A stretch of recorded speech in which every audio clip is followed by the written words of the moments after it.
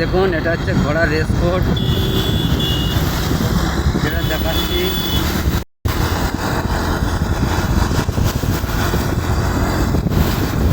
আমি চেষ্টা করবো এই রেস কোর্সটা এমন একটা সময় আসবো যেটা আপনাদের খুব সুন্দর করে আমি দেখাতে পারি। বিশাল বড়, এখনো পর্যন্ত শেষ হচ্ছে না রেস কোর্সটা।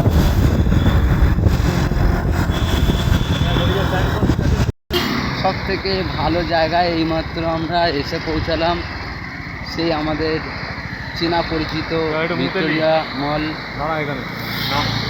খুব সুন্দর লাগছে।